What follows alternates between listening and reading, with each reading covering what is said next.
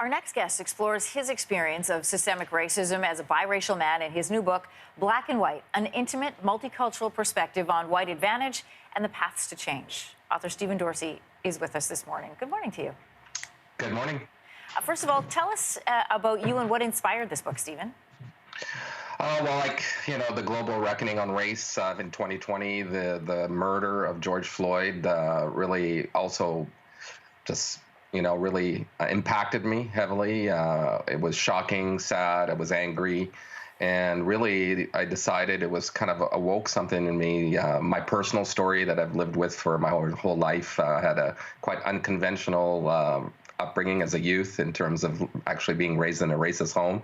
And of course, I've been involved with my community, and I'm a visible Black person in my mostly white neighborhood. So I just jumped in both feet into the discourse and started talking to lots of people, writing, and eventually it led to this book. I'm fascinated by that process. You've described yourself as someone who's lived in dualities. You are bilingual, biracial, and you lived in French and English Canada, so you've seen both sides. You just described your home as a racist home where you grew up. Tell me about the personal awakening that happened during Black Lives Matter movement, because everybody saw the same footage, but it hit differently with different people. Well, I think as much as I have a duality at the end, when I was young, I never thought myself, I'm Stephen Dorsey, the Black kid. I was just Stephen Dorsey. But as I got older, I realized that I'm actually, a Black man, and that's how most of the world sees me. And as a result of that, there's been headwinds, and I've experienced individual and systemic racism. So for me, it's kind of the awakening is more of like, wow, like this is still going on. Where is my place in all that? What can I bring to the table in regards to bridging understandings in my community with the people I know, and maybe more broadly with a book like this, and so that's what I did. I took some, I took some action to do something to try and make things, to change things. Yeah, I like how you described your purpose of the book is to sort of act as a bridge between these two worlds and bring some understanding to both sides. One thing that jumped out to me was the term white advantage, which you use in place of white privilege. Why did you choose that?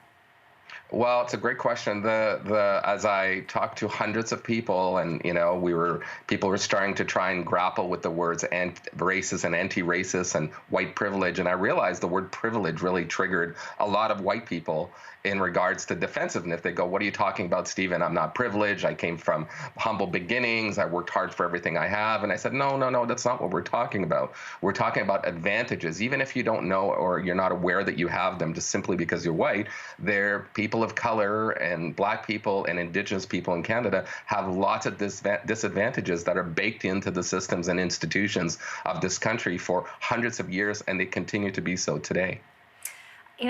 I'm curious on your perspective, how far we've really come in the wake of the Black Lives Matter movement and this reckoning. What needs to happen next in this country? Well, I think awareness. So people need to purposely want to understand what happened in history, all the bad things. We have this mythology on race here in Canada that all bad things happen in the U.S. Lots of bad things. Slavery was real here in Canada, and many other things. So I think awareness, moving towards understanding, getting to a place where we can all understand the same truths, and then people need to do better and take some action and ask their governments and their institutions to actually move forward with reform. We're seeing a little signs here and there of progress, but we need much more, and we need a lot of reform to get rid of systemic racism and inequality in this country. There's some new research that suggests public awareness and recognition of racism in this country is more widespread than ever before. What do we need to do to keep that conversation moving forward, that awareness moving forward, and change? Well, I think people need to talk. People need to go educate themselves, read my book. I'm not an academic, but I did a lot of research, and I put it in the book that really reveals what systemic racism is. And there's, the Black Lives Matter movement and lots of great people who have done a lot of work and research. So educate yourself. I think people need to take action, and we need a purposeful movement towards change. And I think and it can start in the community. What's happening in your community? There's lots of things you can do to make a difference. In my neighborhood, we had someone that say, "I've never hired a Black person to work in my store." Well, maybe you should hire qualified people, but maybe hire someone of color, right? And all kinds of different things. Great to meet you, Stephen. Thanks so much for coming on Your Morning. Thank you very much, and happy Black History Month. Thank you. Stephen's new book is called Black and White, an intimate multicultural perspective on white advantage and the paths to change. That book is out today. You can also register your book club at stephendorsey.com and receive the black and white discussion guide that would go along with that. Hey, thanks for watching. If you liked this, be sure to subscribe here, or you can check out more Your Morning videos right here.